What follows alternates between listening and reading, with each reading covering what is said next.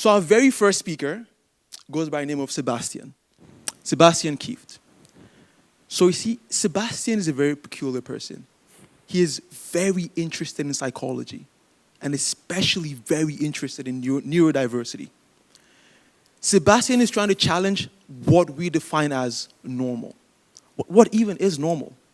That's a very valid question. In terms of success, in terms of belonging, in terms of anything you might envision. What is normal?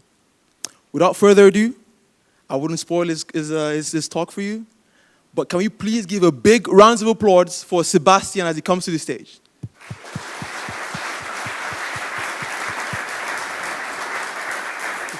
Thanks, man.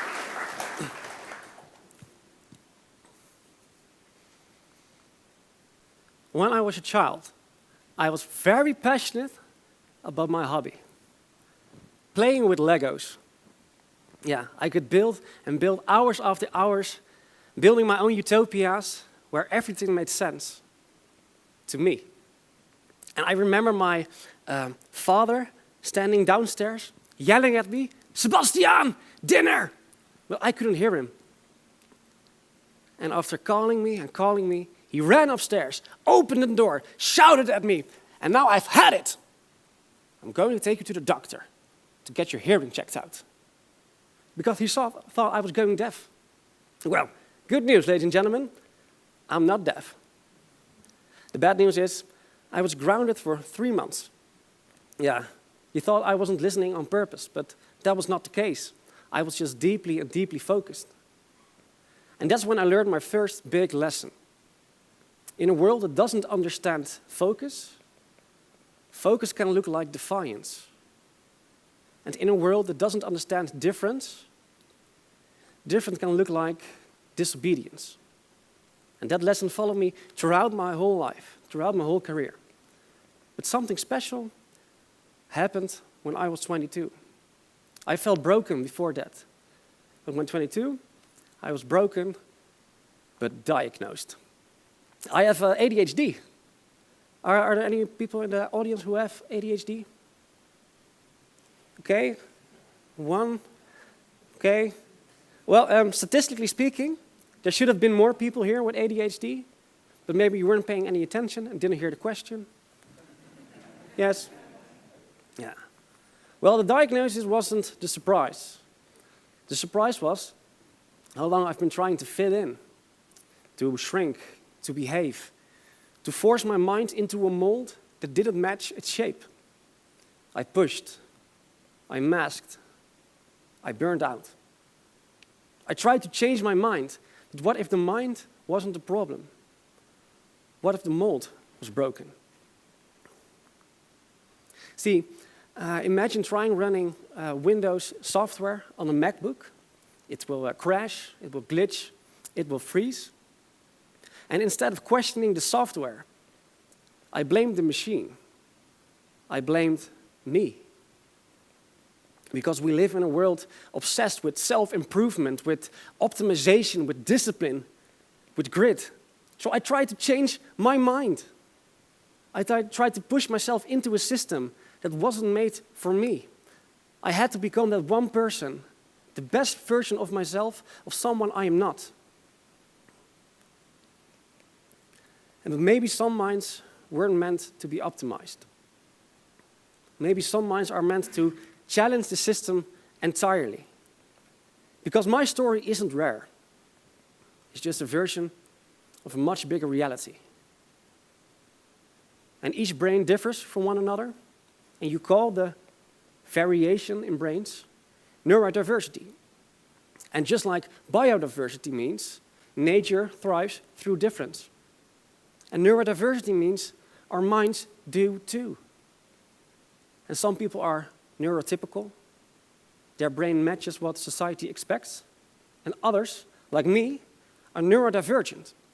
We process, we feel, and we function differently. And ADHD and autism and dyslexia, these aren't glitches. They are not problems needing to be fixed. They are variations, and they are everywhere. As a matter of fact, 1 in 5 is neurodivergent. 1 in 5. That means in every classroom, in every office, at every dinner table, and even tonight, someone is quietly adapting to survive a world that wasn't built with them in mind. See, I'm not the only one whose brain is mislabeled, misread, or misunderstood. And it's not just a diagnosis, it's not a label or something what's hype on TikTok or something. It's part of the human condition. And that 20% often goes unseen, unheard, and unrecognized. And it's not just their loss or my loss. It's all of our losses.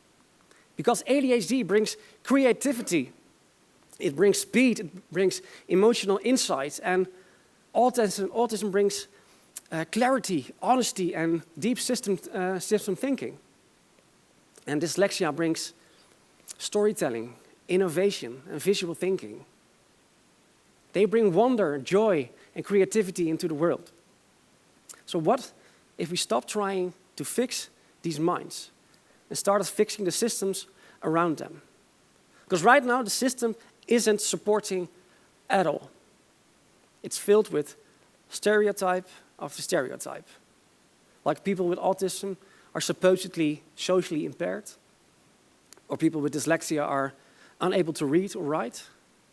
And people with ADHD, kind of a funny story, are supposedly very bad at relationships. Because you can Google this tonight, Google ADHD and love, you will find article after article stating that I dumped my boyfriend because of his ADHD, or the 10 ways to survive your boyfriend with ADHD. Yeah, I felt broken when I read that.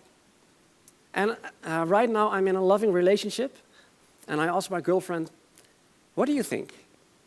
And what do you like about my weird brain with ADHD?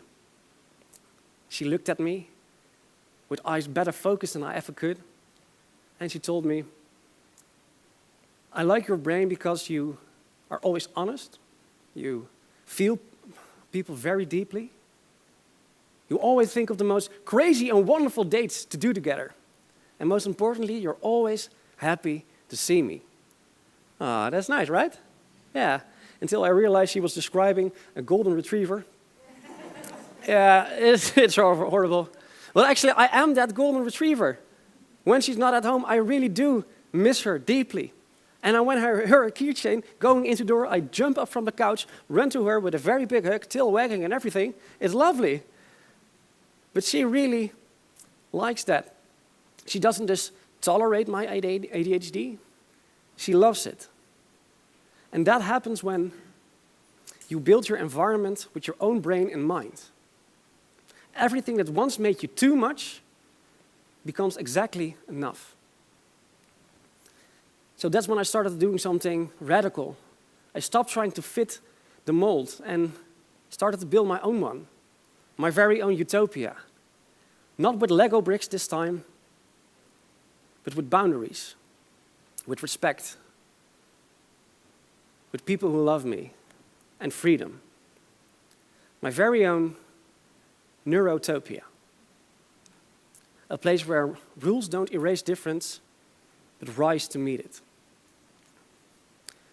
A few months ago, when I gave a lecture similar to this one, I met a young girl. She was 15 years old, and a few months ago, I met a girl at one of my lectures, similar to this one, and she raised her hand, and she told me she was autistic, was being bullied for it, and she asked me, do you have any advice for younger people like myself? And she looked at me like I had the answer for her, but I didn't. I was once 14 years old as well, and I knew her battle is far from over. So I didn't sugarcoat it, I didn't lie. I told her, you were born into a world that wasn't made with you in mind. And that's not your fault. but it also means you're not broken. Because it won't get any easier. Not for me, not for her, unless we change the system and not the child. We don't just think differently, we speak differently too. We may be using the same words, but they don't mean the same thing. Focus, normal, too much. To one person it means structure, to another it means suffocation. Lazy, I was called lazy my whole life. By my parents, teachers, coaches. But I wasn't lazy, I was understimulated. It gave me the right amount of dopamine, the right drive, and suddenly I'm unstoppable. Or unmotivated, there's another one. But I wasn't unmotivated. My brain doesn't respond to pressure, only to purpose. Or disruptive. But I was just trying to connect with my peers in the only way I knew how. We're not just misunderstood, we're mistranslated. So if we want to build a world where all minds can thrive, we have to think of a shared language. A shared language that works both ways. Yes, society must do better. Yes, they must try to understand us better. But we, the neurodivergent, we can speak up too. Not to apologize, not to perform, but to explain. And it can start with one easy sentence. This is how my brain perceives this world. And that's how we meet in the middle. That's how we build something better. So, what can we do? What can you do? Because this story isn't just mine. Maybe it's your colleagues, your partners, your students, your child's, and maybe even yours. You who have been sprinting at work, just you, the person, you who've been sprinting at work, never knowing if it's quite enough.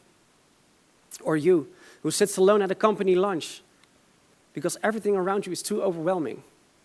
Or maybe you, the person who had a burnout for 2 years ago and still thinks your boundaries are your weakness. Maybe you don't have a label.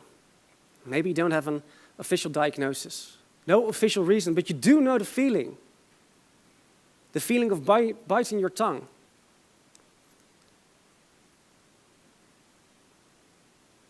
The feeling being punished without breaking any rules. Because you don't have to be a neuroscientist to build a better mold. You just need to shift your lens. And maybe inclusivity starts not with policy, but with asking questions. And we can ask these questions at the dinner table, at the company, in your classroom. What makes your mind feel at ease? What gives you energy and what drains it? Maybe a manager sees someone struggle and asks, what kind of support do you need instead of what's wrong? When a parent sees your child struggling, and don't ask, why can't you focus, but what would make your mind feel at ease? And someone stops trying to fix their partner and asks, what lights you up?